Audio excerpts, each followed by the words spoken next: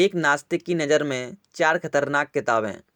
मेरी नज़र में ऐसी 4 किताबें हैं जिनसे सामान्य जीवन जीने की लालसा करने वाले युवाओं को दूर रहना चाहिए। दूर इसलिए रहना चाहिए कि इन किताबों को पढ़ने के बाद आप नास्तिक व्यवस्था पर प्रश्न चिन्ह खड़े करने वाले अथवा नई नैतिकता की बात करने वाले व्यक्ति होने का खतरा पालेंगे। ऐसी 4 किताबें मेरी नज़र में निम्न हैं। पहली किताब है भगत सिंह द्वारा लिखित मैं नास्तिक क्यों हूँ। यह इसलिए खतरनाक किताब है कि इसको पढ़ने के बाद आपके सोचने समझने का तरीका बदल जाएगा। आप शायद हर चीज़ को तर्क और मानवता के लिए उपयोगिता के आधार पर देखने लगेंगे। आप धर्म और ईश्वर के नाम पर जारी सभी आडंबर, भेदभाव, शोषण, अंधश्रद्धा आदि को जानने समझने की दृष्टि विकसित कर सकते हैं। साथ ही इन व्यवस्थाओं पर प्रश्न चिन्ह लगाना शुरू कर देंगे। यदि एक कदम और आगे बढ़े और इसका पालन करना शुरू कर दिए तो आप नास्तिक कहे जाएंगे। सामाजिक व्यवस्था में मान्य कुरीतियों जैसे कि जाति भेद, धार्मिक भेदभाव, पितृसत्ता, सरकारी दमन व भ्रष्टाचार आदि को सवालिया निगाहों से देखने लग सकते हैं।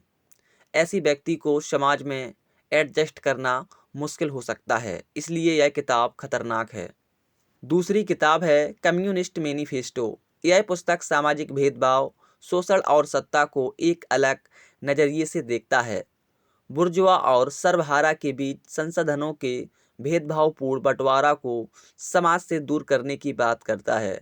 यह पुस्तक कार्ल मार्क्स व एंजेल्स द्वारा रचित है।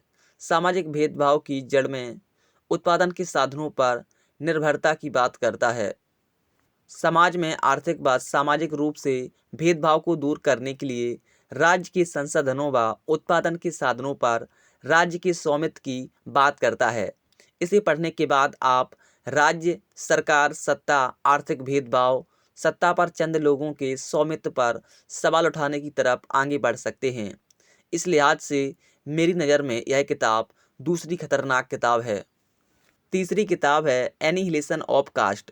डॉक्टर आम्बेडकर द्वारा रचित यह किताब भारत में जाति आधारित भेदभाव, शोषण और सदियों तक चंद्र समुदायों द्वारा साजिशपूर्ण व्यवस्था बनाकर बहुसंख्य को शोषित करने की बात का वर्णन करता है।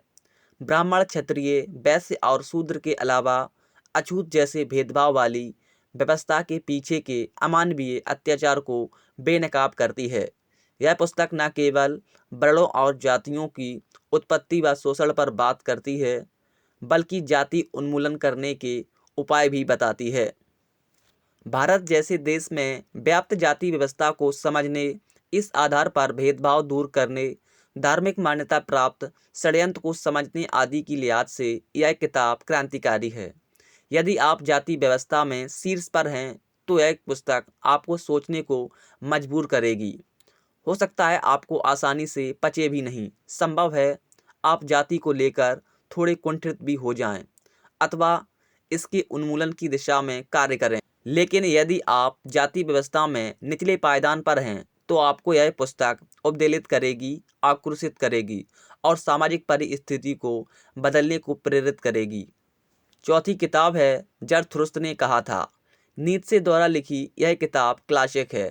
नैतिकता, सत्ता, समाज, पाप पुण्य, समाज की सच्चाई, मानवीय कमजोरी आदि पर बात करती यह किताब आपको कई तरह से समाज की सच्चाई से रूबरू कराती है। आपके सोचने की दृष्टिकोण और दायरा दोनों का इजाफा करती है। यह किताब इसलिए खतरनाक है कि सामाजिक नैतिकता, पाप पुण्य, ईश्वर आदि की मान्यताओं पर आप सवाल खड़े कर सकते हैं। आप विद्रोह की श्रेणी में जाने का खतरा भी पाल सकते हैं। कृपया कमेंट करके ज़रूर बताएं कि आपको यह लेख कैसा लगा।